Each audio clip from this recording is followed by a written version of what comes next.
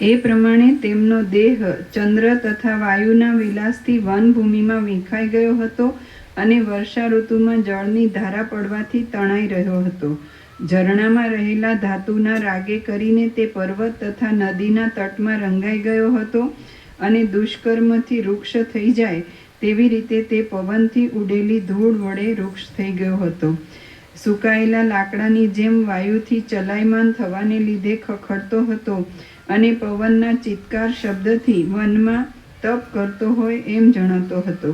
તેના વાંકા તથા સુકાઈ ગયેલા આંતરડાની તંત્રી ભયંકર શબ્દ કરતી હતી અને તે અલક્ષ્મી રૂપે રહ્યા હતા. તે દેહને ચર્મ માત્ર બાકી રહ્યું હતું અને તેનું ઉદર શૂન્ય રૂપે હતું. તેમના દેહની આવી સ્થિતિ થઈ હતી તો પણ તે પુણ્યાશ્રમ રાગ દ્વેષ વિનાનો હોવાથી તથા ભૃગુ ઋષિ મહાતપસ્વી હોવાથી પક્ષીઓ તેમના દેહનું ભક્ષણ કરી ગયા નહીં. એ પ્રમાણે યમ અને નિયમ વડે શુક્રાચાર્યે પોતાનું કલ્પિત શરીર દુર્બળ કરી નાખ્યું હતું અને એમનું ચિત્ત સમંગા નદીને કાંઠે તપતું હતું. ત્યારે તેમનું પૂર્વ શુક્ર શરીર તો પવનથી રાતું થઈ ગયું હતું અને તે પર્વતની મોટી શિલામાં લોટતું હતું. શ્રી યોગ વાસિષ્ઠ મહારામાયણમાં સ્થિતિ પ્રકરણનો ભાર્ગવ કલેવર વર્ણન નામનો સર્ગ 9મો સમાપ્ત. સર્ગ 10મો. શુક્રાચાર્યના મરણથી ભૃગુનો કાળ ઉપર ક્રોધ અને કાળે આપેલો આત્મબોધ. આ 10મા સર્ગમાં પુત્રનું શબ દેખી ભૃગુ ઋષિને કાળના ઉપર ક્રોધ થયો. તેથી કાળે આત્મવિદ્યાથી તેમને બોધ દીધો એટલી કથા કહેવાશે. વસિષ્ઠ બોલ્યા, ત્યાર પછી હે રામ, 1000 દિવ્ય વર્ષે પરમ સમર્થ ભૃગુ ઋષિ પરમાત્માનો બોધ થાય એવી સમાધિમાંથી વિરામ પામ્યા. ત્યારે તેમણે વિનયથી નમાવેલા મુખવાળા શ્રેષ્ઠ ગુણવાન અને પુણ્યની મૂર્તિ જેવા પોતાના પુત્ર શુક્રને ત્યાં જોયો નહીં. વસિષ્ઠ બોલ્યા, ત્યાર પછી હે રામ, 1000 દિવ્ય વર્ષે પરમ સમર્થ ભૃગુ ઋષિ પરમાત્માનો બોધ થાય એવી સમાધિમાંથી વિરામ પામ્યા. ત્યારે તેમણે વિનયથી નમાવેલા મુખવાળા શ્રેષ્ઠ ગુણવાન અને પુણ્યની મૂર્તિ એવા પોતાના પુત્ર શુક્રને ત્યાં જોયો નહીં. તેમણે તો ત્યાં પોતાની આગળ માત્ર એ પુત્રની કાયાનું પંજર જ જોયું. તે દુર્ભાગ્ય અને દરિદ્રતાની જાણે સાક્ષાત મૂર્તિ જેવું હતું. તાપથી સુકાઈ ગયેલા તેમના શરીરના છિદ્રમાં તેતર પક્ષી માળા બાંધીને રહેલા હતા અને સુકાઈ ગયેલા આંતરડાવાળી એમની ઉદરરૂપી ગુફાની છાયામાં દેડકાઓએ વિશ્રાંતિ લીધી હતી. તેમના નેત્રના ખાડામાં નવા કીડાએ પોતાના ઈંડા મૂક્યા હતા અને પડખાના હાડપિંજરમાં કોશેટો કરનારા કીડા રહેતા હતા. વરસાદની ધારાથી જેમના આંતરડા ધોવાઈ ગયા છે તેવી સુકાઈ ગયેલી હાડકાની પંક્તિએ ઇષ્ટ તથા અનિષ્ટ ફળ આપનાર પૂર્વની વાસનાનું અનુકરણ કર્યું હતું. શિવલિંગ ઉપર કપૂર ચડાવવાથી જેવી ધોળાશ થાય તેવી તેમના માથાની ખોપરી ધોળી થઈ ગઈ હતી. તેમની ડોક સીધી હતી, તેમની અંદરની નસ સુકાઈ ગઈ હતી અને માત્ર હાડકાં તેમાં અવશેષ રહેલા હતા. તે લાંબી થઈ જાણે વાસનાને અનુસરી રહી હોય એમ જણાતું હતું. એના નાકની દાંડીમાંથી વરસાદની ધારા વડે તેનું માંસ છિન્ન ભિન્ન થઈ ગયું હતું અને તે ધોળી દાંડી મુખમંડળના મધ્ય ભાગની સીમા ધારણ કરીને રહી હતી. તેમની લાંબી કાંધ ઉપર મુખ ઊંચું થઈ રહ્યું હતું અને તે જાણે આકાશમાં ગયેલા પ્રાણને માટે ઊંચે જોઈ રહ્યું હોય એમ જણાતું હતું. તેમની 2 જાંઘ, 2 સાથળ, 2 ગોઠણ તથા 2 હાથો બમણા લાંબા થઈને પડ્યા હતા. આથી પરલોકના લાંબા માર્ગમાં જવાની બીકથી તે જાણે 8 દિશામાં પલાયન કરવાને નીકળ્યા હોય એમ જણાતું હતું. ખાલી સુકાઈ ગયેલું તથા ફક્ત ચામડું જ જેમાં બાકી રહેલું છે તેવું તેમનું પેટ શૂન્ય હોવાથી અજ્ઞાનીના હૃદયમાં રહેલી શૂન્યતા દર્શાવતું હોય એમ જણાતું હતું. એ પ્રમાણે દુઃખરૂપી હાથીને બાંધવાના સ્તંભ ઉપર પોતાના પુત્રનું સુકાઈ ગયેલું શબ જોઈને ભૃગુ ઋષિ પૂર્વાપરનો વિચાર કર્યા વિના ઊભા થયા. તેના ઉપર દ્રષ્ટિ કરતા વાર જ, અરે આ મારો પુત્ર મરી ગયો છે કે શું, એવો એમના મનમાં તર્ક આવ્યો. તેથી ભવિષ્યનો વિચાર કર્યા વિના પોતાના પુત્રને મરેલો જોઈને તેમને કાળ ઉપર અતિ ક્રોધ ઉત્પન્ન થયો. મારા પુત્રનું કાળે અકાળ મરણ કર્યું છે એમ ધારીને ભૃગુ ઋષિ ક્રોધથી કાળને શાપ આપવા તત્પર થયા. તે સમયે પ્રજાનો સંહાર કરનારો અરૂપી કાળ રૂપ ધારણ કરીને મુનિની પાસે હાજર થયો. તેણે ખડગ તથા પાશ ધારણ કર્યા હતા અને અંકુળ અને કુંડળ તથા કવચથી તે યુક્ત હતો. 12 માસ રૂપી તેને 12 હાથ હતા. 6 ઋતુરૂપી તેને 6 મુખ હતા અને કિંકરની કેટલીક સેનાથી તે વીંટાયેલો હતો. તેના શરીરમાંથી જ્વાળાનો સમૂહ નીકળતો હતો. તેથી આકાશમાં પ્રફુલ્લિત કેસુડાના ઝાડવાળા પર્વતની શોભા થઈ હતી. તેના હાથમાં રહેલા ત્રિશૂળમાંથી નીકળેલા તેજના કુંડાળા વડે સોનાના કુંડળની પેઠે દિશાઓ શોભતી હતી. તેના શ્વાસના વાયુથી પર્વતના શિખર ખરી ગયા હતા અને જાણે હિંડોળામાં બેઠા હોય તેમ તેઓ ચલાયમાન થવા લાગ્યા, પડવા લાગ્યા તથા ફરવા લાગ્યા. તેના ખડક મંડળમાંથી પ્રકાશથી સૂર્યબિંબ શ્યામ થઈ ગયું હતું. તેના ખડગમાંના પ્રકાશથી સૂર્યબિંબ શ્યામ થઈ ગયું હતું અને કલ્પ સમયે બળી ગયેલા જગતના ધુમાડાથી આકુળ થાય તેવી રીતે તે આકુળ થયું હતું. ત્યાર પછી હે મહાબાહો, ક્રોધ પામેલા મહામુનિની પાસે આવીને કાળે કલ્પ સમયે ક્ષોભ પામેલા સમુદ્રના જેવા ગંભીર વચનથી સાંત્વના કરીને નીચે પ્રમાણે કહ્યું. હે મુનિ, લોકની સ્થિતિને જાણનાર અને પર અપરને જોનાર મહાત્માઓ અન્યના અપરાધરૂપ નિમિત્ત હોય તો પણ મોહ પામતા નથી. તો નિમિત્ત વિના તો તેઓ મોહ કેમ જ પામે?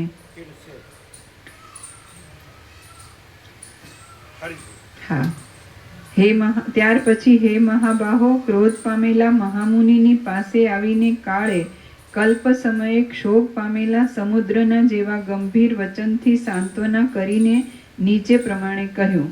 હે મુનિ, લોકની સ્થિતિને જાણનાર તથા પર અપરને જોનાર મહાત્માઓ અન્યના અપરાધરૂપ નિમિત્ત હોય તો પણ મોહ પામતા નથી. તો નિમિત્ત વિના તો તેઓ કેમ જ મોહ પામે? તમે અનંત તપ કરનાર બ્રાહ્મણ છો અને અમે નિયતિનું પાલન કરનાર છીએ. તેથી તમે પૂજ્ય છો એમ માની હું તમારી પૂજા કરું છું, પણ તમારા શાપ વગેરેના ભયથી હું તમારી પૂજા કરું છું એમ તમે સમજશો નહીં. માટે હે અબુદ્ધ, મને શાપ દઈને તમે તમારા તપનો નાશ કરો નહીં. કલ્પકાળના મોટા અગ્નિથી મારો નાશ થયો નથી તો તમે મને શાપથી કેમ બાળી શકશો? મેં બ્રહ્માંડની કેટલીય પંક્તિનો નાશ કર્યો છે. કોટી રુદ્રને હું ગળી ગયો છું અને અસંખ્ય વિષ્ણુનું પણ મેં ભક્ષણ કર્યું છે. તો હે મુનિ, અમે કયે સ્થળે સમર્થ નથી થયા? હે બ્રહ્મન, અમે ભોગતા છીએ તથા તમે અને બીજાઓ અમારું ભોજન છો. આ પ્રમાણે એકબીજાની ઈચ્છા તથા દ્વેષ વિના સ્વાભાવિક મર્યાદા રહી છે. અગ્નિની શિખા પોતાની મેળે જ ઊંચી જાય છે. જળ નીચા પ્રદેશમાં જાય છે. ભોજન ભોગતા પાસે જાય છે અને સૃષ્ટિ અંત કરનાર કાળ પાસે પોતાની મેળે જ જાય છે.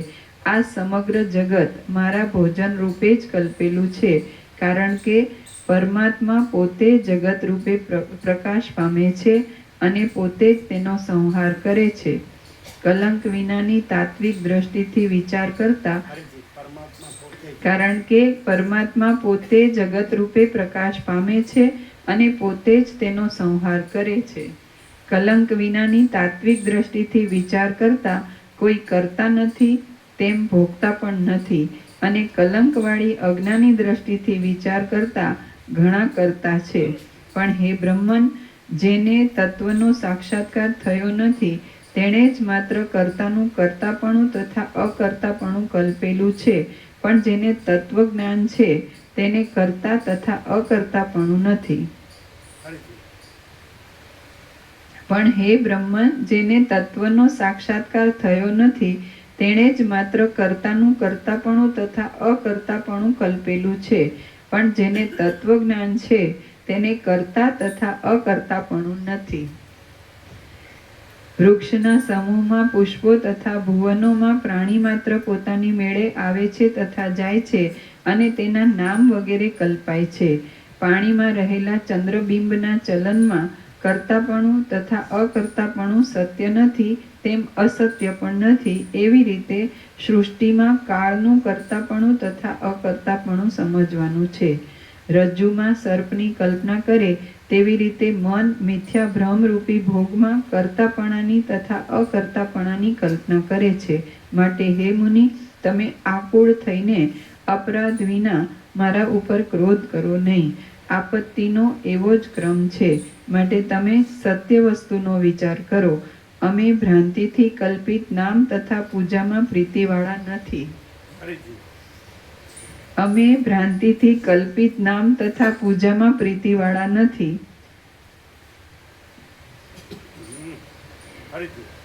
અમે ભ્રાંતિથી કલ્પિત નામ તથા પૂજામાં પ્રીતિવાળા નથી.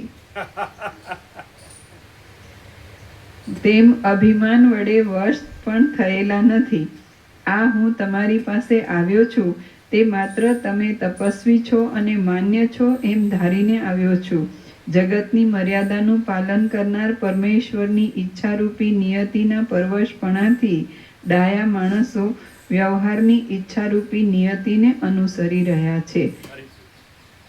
જગતની મર્યાદાનું પાલન કરનાર પરમેશ્વરની ઈચ્છારૂપી નિયતિના પરવશપણાથી ડાયા માણસો વ્યવહારની ઈચ્છારૂપી નિયતિને અનુસરી રહ્યા છે. માટે વ્યવહારમાં ચતુર માણસે અવશ્ય કર્તવ્ય કર્મ કરવું. તેથી તમે તમોગુણની વૃત્તિનો આશ્રય કરીને તેનો નાશ કરો નહીં. જ્ઞાનરૂપી દ્રષ્ટિ ક્યાં, મહત્વ ક્યાં અને ધીરતા ક્યાં? માટે જ્ઞાનીના સર્વ પ્રસિદ્ધ માર્ગમાં પણ તમે અંધની જેમ કેમ મોહ પામો છો?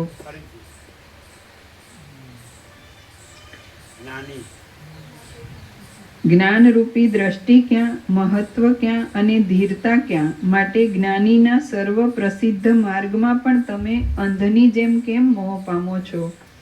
હે મુનિ, તમે પોતાના કર્મફળના પાકથી ઉત્પન્ન થયેલી દશાનો વિચાર કરતા નથી અને સર્વજ્ઞ છતાં તમે મનુષ્યની જેમ મને વૃથા શાપ દેવાની કેમ ઈચ્છા કરો છો?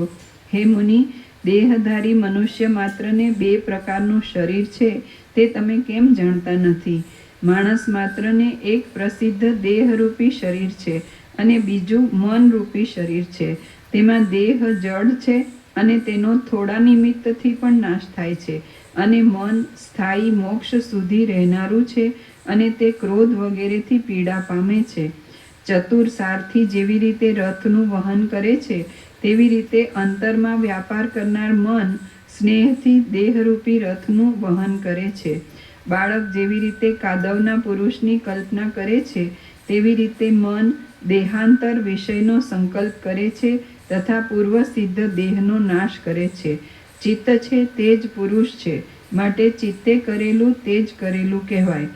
અસત સંકલ્પની કલ્પનાથી ચિત્તને બંધન થાય છે તથા કલ્પનાનો ત્યાગ કરવાથી ચિત્ત મુક્ત થાય છે. અસત સંકલ્પની કલ્પનાથી ચિત્તને બંધન થાય છે તથા કલ્પનાનો ત્યાગ કરવાથી ચિત્ત મુક્ત થાય છે. આ દેહ છે, આ અંગ છે તથા આ મસ્તક છે એવી રીતે અતિ વિકારવાળું મન જ કલ્પના કરે છે. મન પોતે નિશ્ચયપણાથી એક જીવમાંથી બીજા જીવપણાને પામે છે. એ પ્રમાણે અહંકારથી મન પોતે અનેકપણાને પામે છે. બીજા પાર્થિવ શરીર છે નહીં તો પણ મન દેહની વાસનાએ કરીને પોતાની ઈચ્છાથી બીજા પાર્થિવ શરીરોને જુએ છે. આ પ્રમાણે કલ્પના કરનારું મન જ્યારે સત્ય પરમાત્માનો વિચાર કરે છે ત્યારે શરીરની ભાવનાનો ત્યાગ કરીને પરમ નિવૃત્તિ પામે છે. આ પ્રમાણે કલ્પના કરનારું મન જ્યારે સત્ય પરમાત્માનો વિચાર કરે છે ત્યારે શરીરની ભાવનાનો ત્યાગ કરીને પરમ નિવૃત્તિ પામે છે. તમે જ્યારે સમાધિમાં હતા ત્યારે આ તમારા પુત્રનું મન પોતાના મનોરથના માર્ગ દ્વારા ઘણે દૂર ચાલ્યું ગયું. માળામાંથી ઉડીને પક્ષી આકાશમાં જાય તેવી રીતે તમારા પુત્રનું મન આ દ્રશ્યમાન દેહનો મંદર પર્વતમાં ત્યાગ કરીને ઇન્દ્રલોકમાં ગયું. હે મુનિ, જેમ ભ્રમર કમલિનીનું સેવન કરે તેમ ત્યાં ગયા પછી મંદાર વૃક્ષની કુંજમાં, પારિજાત વૃક્ષની તળે, નંદનવનમાં અને લોકપાલના નગરમાં 32 યુગ સુધી તે મહાતેજસ્વીએ વિશ્વાચી નામની અપ્સરાનું સેવન કર્યું. ત્યાર પછી રાત્રિના ઝાકળનો ક્ષય થાય તેમ તીવ્ર વેગથી થયેલા સંકલ્પને લીધે તેના કલ્પિત પુણ્યનો ક્ષય થયો, એટલે પુષ્પના આભરણો કરમાઈ ગયા, અવયવનો ઉલ્લાસ ખિન્ન થઈ ગયો અને પાકેલું ફળ પૃથ્વી પર પડે તેવી રીતે પેલી અપ્સરા સહિત તે પૃથ્વી ઉપર પતન પામ્યો. તે પ્રમાણે દેવતાના શરીરનો ત્યાગ કરીને ભૂતાકાશમાં પ્રાપ્ત થયા પછી તેણે પૃથ્વીમાં જન્મ ધારણ કર્યો. પ્રથમ દશાર્ણ દેશમાં બ્રાહ્મણને ઘેર તેનો જન્મ થયો. ત્યાર પછી તે કૌશલ દેશમાં રાજા થયો. નીચે ટાંક છે. શુક્રાચાર્યના રાજા, પારધી તથા હંસ વગેરે અવતાર પ્રથમ લખ્યા નથી, તો પણ અહીં લખ્યા છે તે પરથી અવતાર થયા છે એમ સમજવાનું છે. પ્રથમ દશાર્ણ દેશમાં બ્રાહ્મણને ઘેર તેનો જન્મ થયો. ત્યાર પછી તે કૌશલ દેશમાં રાજા થયો. ત્યાર પછી તે પારધી થયો અને ત્યાર પછી તે ત્રિપથગા નદીને કાંઠે હંસની યોનિમાં જન્મ્યો. પછી તે સૂર્યવંશમાં પૌંડ્ર નામનો રાજા થયો અને પછી તે સૌર તથા શાલ્વ દેશમાં બીજાને મંત્રનો ઉપદેશ કરનાર થયો. ત્યાર પછી 1 કલ્પ સુધી વિદ્યાધરની યોનિમાં તેનો જન્મ રહ્યો. ત્યાર પછી પાછો બ્રાહ્મણને ઘેર તેનો જન્મ થયો. પછી તે મદ્ર દેશમાં રાજા થયો અને ત્યાર પછી તે સમંગા નામની નદીને કાંઠે તપસ્વી બ્રાહ્મણને ઘેર જન્મ્યો અને તેનું વાસુદેવ નામ પડ્યું. એ ઉપરાંત તેની વાસનાને લીધે બીજી કેટલીક વિષમ તથા વિચિત્ર યોનિમાં પણ તેનો જન્મ થયો હતો. વિંધ્યાચળમાં તથા કૈકટ દેશમાં તે ભીલ થયો હતો. સૌવીર એટલે હાલમાં કચ્છ, સૌવીર દેશમાં તે રાજા થયો હતો અને ત્રિગર્ત હાલમાં પંજાબ, ત્રિગર્ત દેશમાં તે ગધેડો થયો હતો. કિરાત દેશમાં તેનો વાંસની ઝાડીમાં જન્મ થયો હતો. ચીન દેશમાં તેને હરણની યોનિમાં અવતાર લીધો હતો. તાલના વૃક્ષની નીચે તે સર્પ રૂપે ઉત્પન્ન થયો હતો અને તમાલના ઝાડ નીચે તે વનનો કુકડો થયો હતો. પ્રથમ જ્યારે તે મંત્રને જાણનાર થયો હતો ત્યારે વિદ્યાધરના નગરની પ્રાપ્તિ થાય એવી વિદ્યાનો તેણે જપ કર્યો હતો. તેથી હે બ્રહ્મન, તેનો વિદ્યાધરની યોનિમાં જન્મ થયો હતો. તે સમયે તે હાર, કુંડળ તથા મુકુટથી તેમજ પોતાની લીલાથી સ્ત્રીઓને આનંદ ઉપજાવનાર હતો. આથી નાયિકા રૂપી કમલિનીનો સૂર્ય હોય અને કામદેવની બીજી મૂર્તિ હોય તેવી રીતે તે વિદ્યાધરની સ્ત્રીઓને પ્રિય હતો, તેમજ ગંધર્વનગરના ભૂષણ રૂપ હતો. એ પ્રમાણે 1 કલ્પ સુધી તે વિદ્યાધર રહ્યો. ત્યાર પછી કલ્પ સમયે જ્યારે 12 સૂર્યોનો સાથે ઉદય થયો ત્યારે પતંગ અગ્નિમાં ભસ્મ થઈ જાય તેવી રીતે તે સૂર્યના કિરણથી ભસ્મ થઈ ગયો. પછી માળા વિનાની પક્ષીણી જેમ આકાશમાં ભમે તેમ તેની વાસના જગતના નિર્માણ રહિત વિસ્તારવાળા આકાશમાં ભમવા લાગી. ત્યાર પછી બ્રહ્માની રાત્રિ સમાપ્ત થઈ ત્યારે વિચિત્ર આરંભ કરનાર સંસારની રચનાનો પ્રારંભ થયો. તેમાં એ તમારા પુત્ર શુક્રાચાર્યની વાસના ચલાયમાન થઈ બ્રાહ્મણપણાને પામી. તેથી આજ સત્યયુગમાં પૃથ્વીમાં બ્રાહ્મણને ઘેર તેનો જન્મ થયો છે. હે મુનિ, તેનું વાસુદેવ એવું નામ છે. તે બુદ્ધિમાનોના સમૂહમાં જન્મ્યો છે અને તેણે સમગ્ર શાસ્ત્રોનું અધ્યયન કર્યું છે. હે મહામુનિ, આ પ્રમાણે તમારો પુત્ર શુક્ર 1 કલ્પ સુધી વિદ્યાધરપણું ભોગવીને બ્રાહ્મણની યોનિમાં જન્મ્યો છે અને હમણાં તે સમંગા નદીને કાંઠે તપશ્ચર્યા કરે છે. આમ વિવિધ પ્રકારની વિષય વાસનાને અનુસરીને તમારો પુત્ર જગતમાં ખેર તથા કરંજના જેવી ભયંકર ગુહા જેવા વિચિત્ર ગર્ભવાસમાં તથા અતિ ગાઢ વનસ્થલીમાં ભમ્યો છે. શ્રી યોગ વાસિષ્ઠ મહારામાયણમાં સ્થિતિ પ્રકરણનો કાલ વચન નામનો સર્ગ 10મો સમાપ્ત. ઓમ ઓમ ઓમ. પ્રસાદ આપી દે.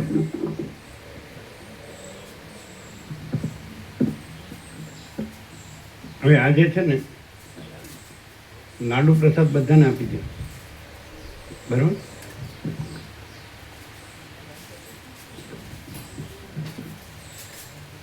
હા, એટલે કોથળી આપજો.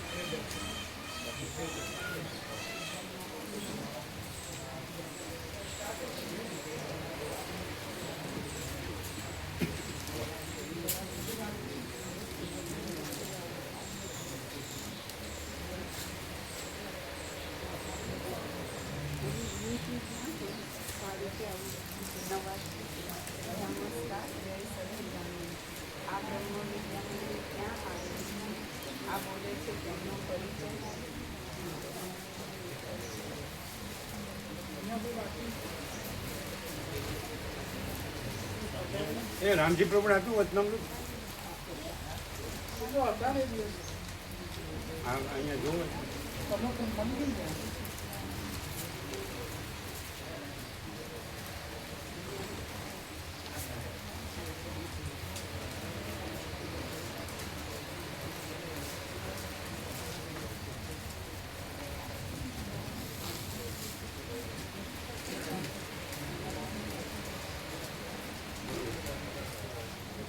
નામ છે પ્રકાશ વ્યાસ. પહેલી વાર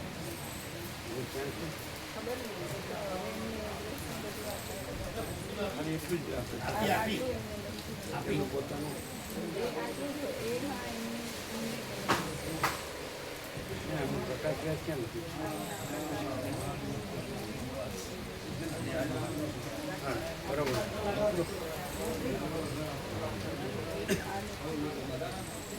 આજની સવારની જે સત્તર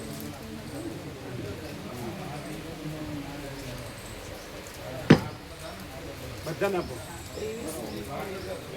વ્યાપક વ્યાપક બધાને બધાને હા, એ બધાને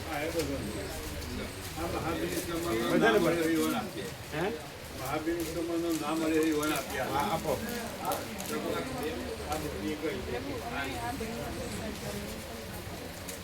ઉભા રહ્યો. હમણાં નહીં અમે એમને ઘરે કેટલું કેટલું લીધું?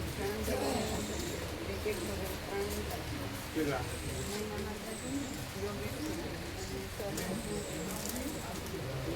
આ મોહનથાળ છે એ 3 પીસ લ્યો. પેલા 3 પીસ લ્યો ને 3 લાડુ લ્યો. બરાબર? 3 એ 3 પેલા 3 ને પેલા 3. કોથળીમાં કોથળી લ્યો. પછી એમાં 3 લાડુ મૂકજો.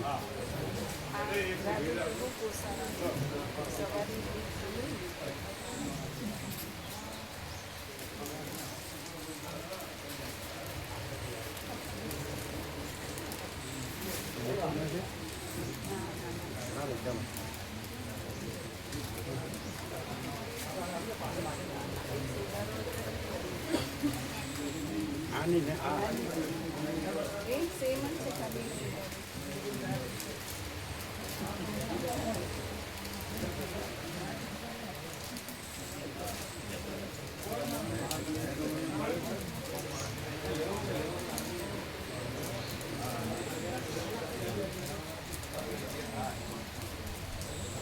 તમારે અહીં જ હોવું જોઈએ.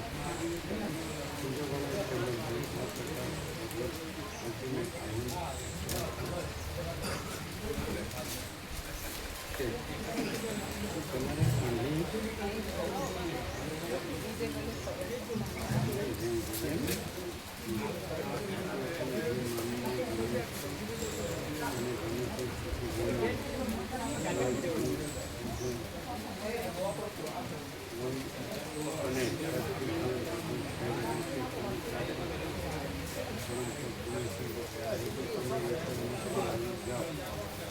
કયા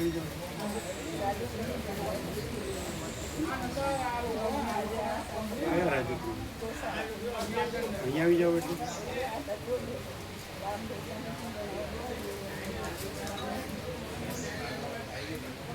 કોને કે છે ગમે તે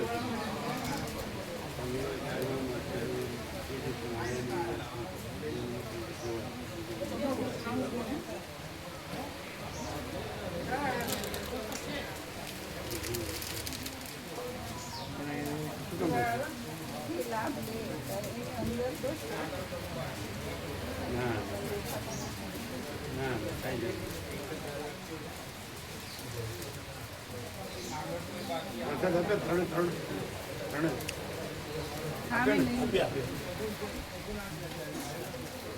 ના ના કાંઈ કોઈને કાંઈ કહેવાનું છે બધાને સારવાર કરીને પ્રેરણા હોય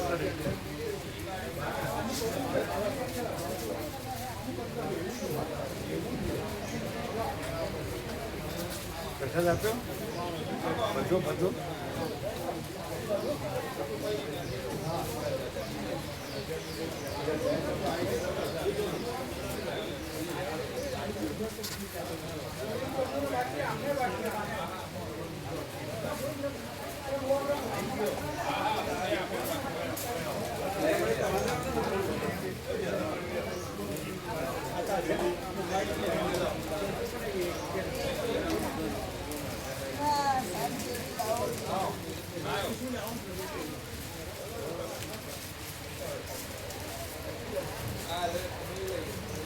કેમ એકલો લાડુ પ્રસાદ આને કેમ એકલો લાડુ પ્રસાદ છે ને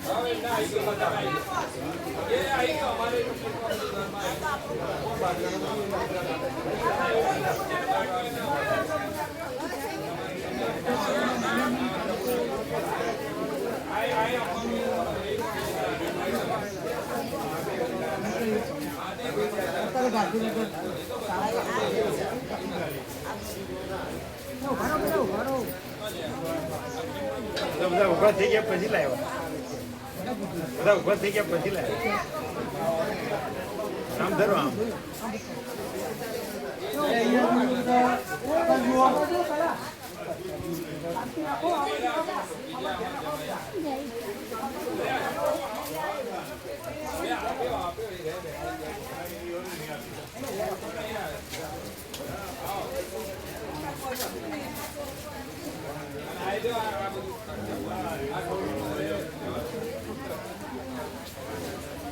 કેમ છે તબિયત સારું છે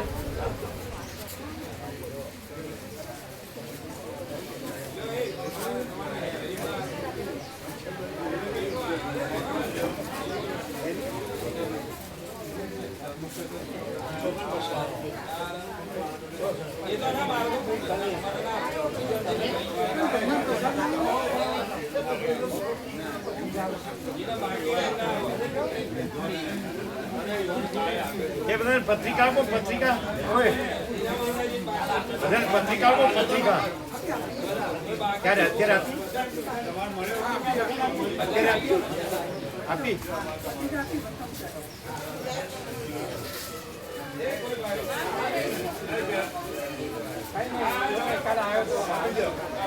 पत्रिका आपी ने કેવો પ્રકાર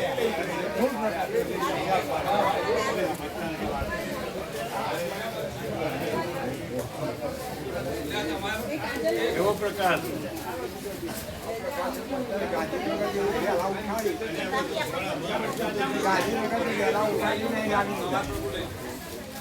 ગાંધીનગરથી વહેલા ઉઠાવીને લાવી દીધા કશું પ્રભુ ગાંધીનગરથી આવ્યા કાલે સાંજે ભાવ કરી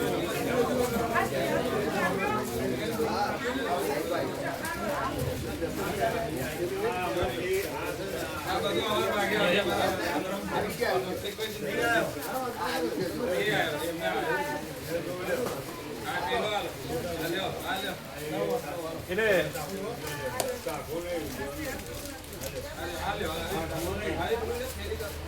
તમે તો બધું તમને બીજી વસ્તુ લેવા કઈ તારીખે જવાનું અને મેં 16-17 તારીખ કહીશું.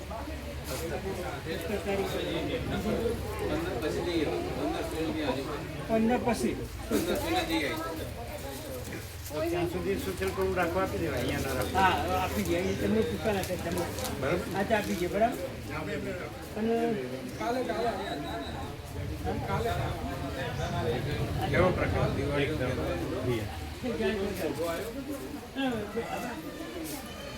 મહાચિદાકાશ પરમ આનંદ પરમ શાંતિ સ્વયં સહજ સંપૂર્ણ.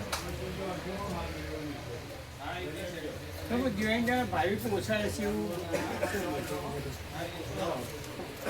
દિવાળીના ભાવિકો ઓછા રહેશે એમ.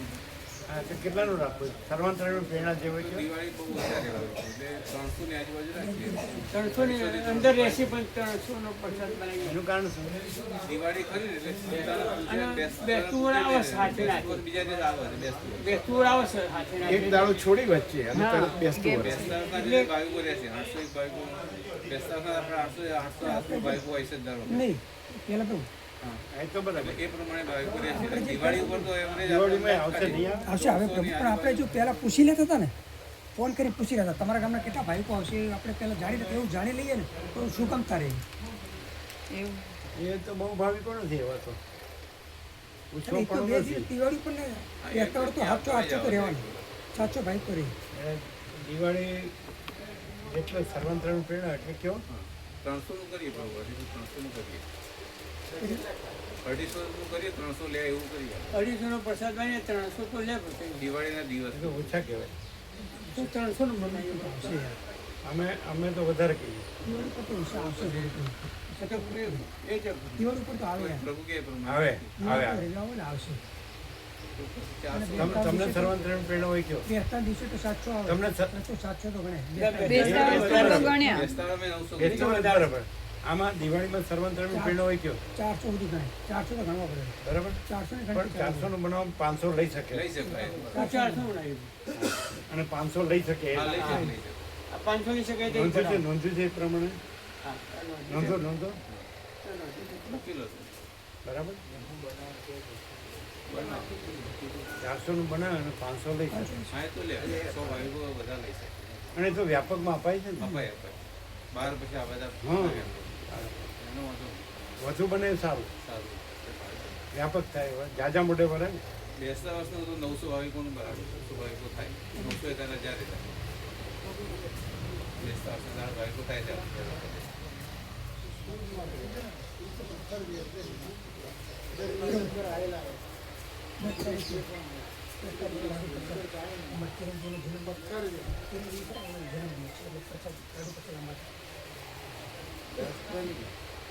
એ તો આ દેશમાં પદાર્પણ છે એ તારી 1976 એમના ચિરંજીવનો બર્થડે લાડુ પ્રસાદ છે. જો. 10મી નો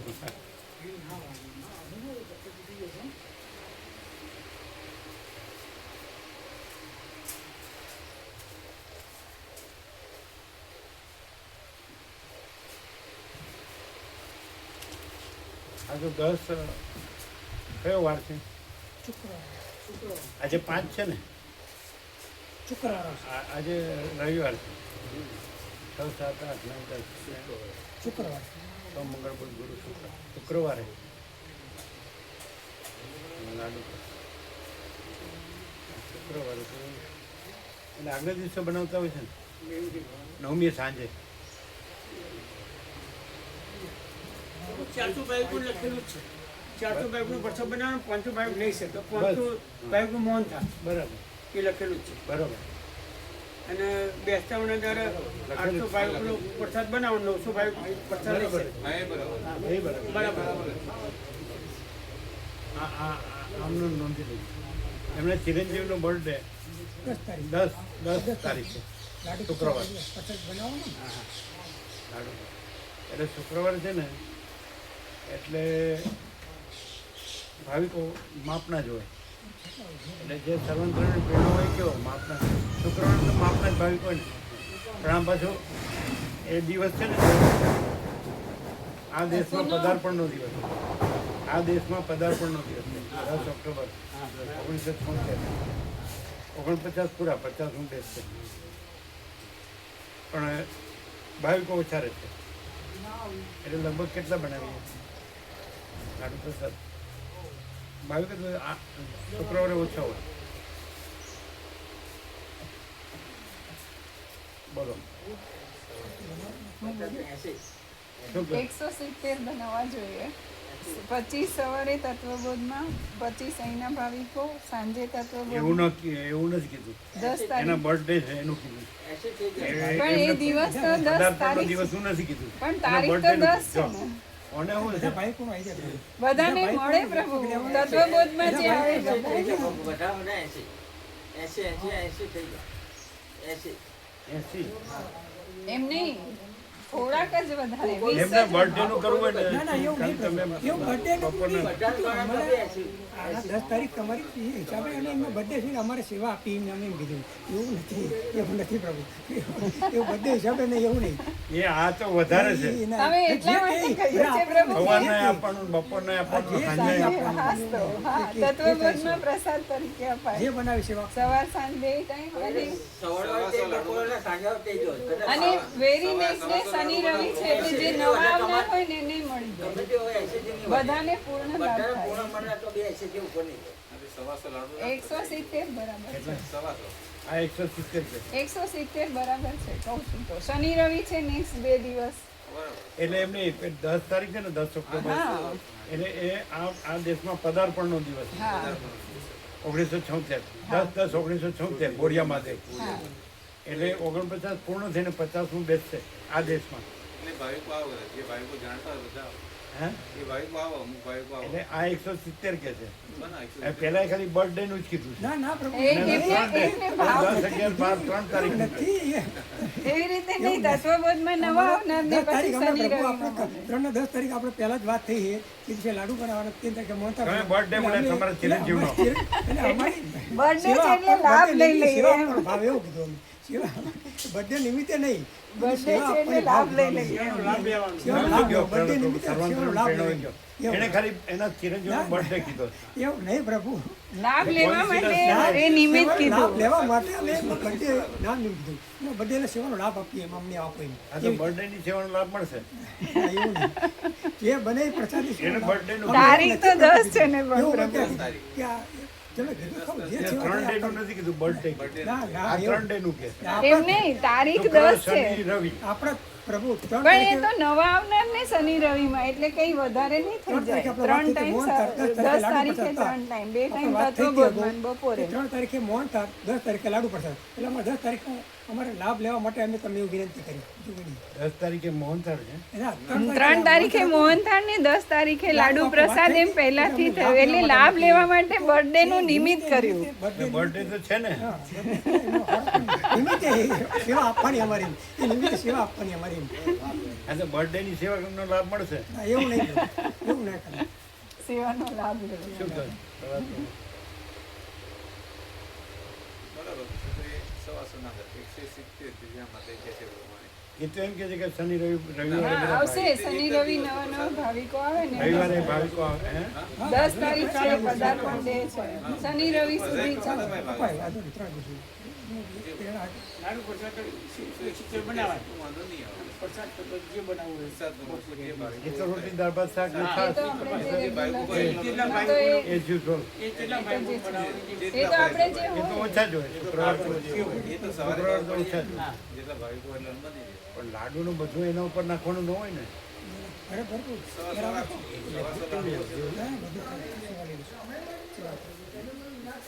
લાડુનું તો વ્યાપકમાં કરજો ને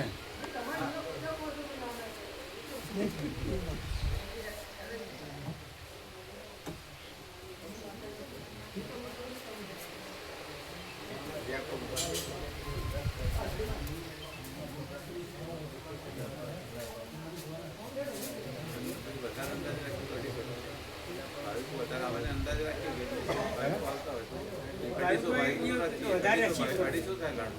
ક્યારે એ દિવસે 10-10 ની ગણતરી કરીએ. ભાઈકો શુક્રવારે ઓછો હોય ભાઈ, શુક્રવારે ઓછો હોય. શુક્રવારે તો બહુ બહુ તો 21 ગણાય. હા 21-25 શુક્રવારે તો બહુ બધું 21 ગણાય. 21 આપણે હમણાં 21 ગણે છે ને પેલા વિનોદ પ્રભુ, આપણે દિલ્હીવાળા વિનોદ માસ્ટર પ્રભુ હતા 3-10 3 તો એ 2 તારીખે જવાના હતા, તો 3નો પ્રસાદનું કહી નહીં ગયા, કહીને કે તે આપણે 21નો જ પ્રસાદ કીધો, એટલે 18 જણ હતા પ્રસાદમાં, એટલે એટલા જ હોય વધુમાં વધુ. અહીંયા 3 સેવા કરનારા છે એ ગણીને અને હાજર હોય એ ગણીને એટલા 18, 21, 25 બસ 21. એટલે એવા રોટલી, દાળ ભાત, શાક, છાશ જે બનતું હોય બરાબર. અને વધારે આવે તો એ તો બનાવતા હું વાર થાય. બીજું કઈ બહાર ના થાય. સવાર 2 કલાક બહુ. એટલે મહાઅન્નપૂર્ણા તો અખૂટ ભંડાર છે. હેઝરર મહાઅન્નપૂર્ણા એક જ ખાતું, એટલે કોઈ જોવા પણ જ નથી કે નહીં. એ ખ્યાલ છે ને મોકા પ્રભુ, એક જ ખાતું, ટ્રેઝરર મહાઅન્નપૂર્ણા અખૂટ ભંડાર. બરાબર.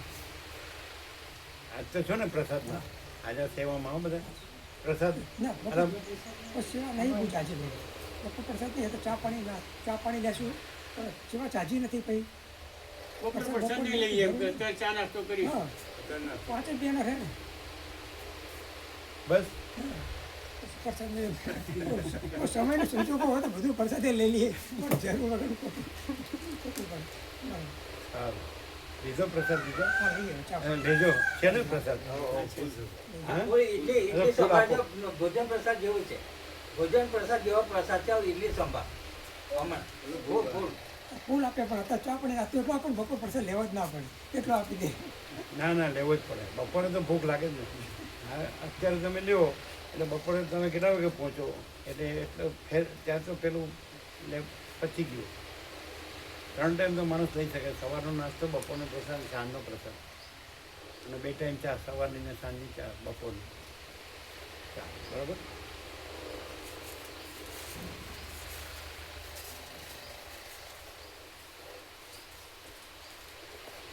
તમે લોકો ચા પાણી નાસ્તો કરો બરાબર.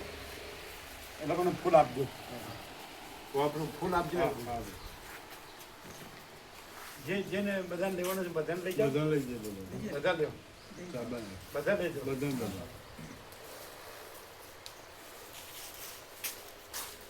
વિડીયોમાં ટુકડા કરીએ છે ને તો પેલા યુટ્યુબમાં આમ અખંડ નથી રહેતું. 1 મિનિટ આમાં વચ્ચે એક વચ્ચે દારૂ વચ્ચે લઈ બોલું જાઓ વચ્ચે બોલું કાઇન્ડ માસ્ટરમાં હવે આવડી ગયું છે, મર્જ કરીને આખી તો મૂકી છે. ટુકડા કરવાના ને ભેગું કરવાનું કરતાં ભેગું જ રાખીએ તો ઓડિયોમાં પેલા ટુકડા કરીએ, આ વિડીયોમાં આપણે બહુ આખું રાખીએ ને તો પેલા વચ્ચે બધું અલગ અલગ થઈ જાય. પણ મને તો એમ થાય કે વિડીયોમાં ટૂંકું ટૂંકું તાત્કાલિક બધુંય મળી જાય, આખું જોવાના રહે એટલા માટે. પણ જે જોતું આખું જ જોવે ને સર, પણ બેય મૂકીશું, ટુકડા ટુકડાય ટુકડા મૂકીને બીજું પછી આવે વચ્ચે. ના હા બધા આમ જ જોવે એવું ના હોય, બધા ટીવીમાં જોવે, હવે તો બધા ટીવીમાં જોતા થઈ ગયા. આખું બરાબર છે, આખું લે છે. આખું લે ને તો સળંગ આવે. આખું સળંગ એક રસ રે બરાબર. તો એના મગજમાં સરળ આવે તો તું આપણે પેલું બદલવું પડે વારે કરીએ, બીજું આવે બધું વચ્ચે. ઓડિયોમાં ભલે ટુકડા કરા, આમાં તો એક આખું હોય ને. તમને જેમ સર્વાંતરને પ્રેરણા ધ્યાન કરો, આમાં અમને ખબર ન પડે. યુટ્યુબમાં બહુ ઝાઝા લોકો જોતા હોય. ત્યાં લઈ લેવાનું બધું, આ લઈ લેવાનું, આ લઈ લેવાનું, આ પેલું લઈ લેવાનું બધું, પાછળનું કાંઈ નહીં રાખવાનું.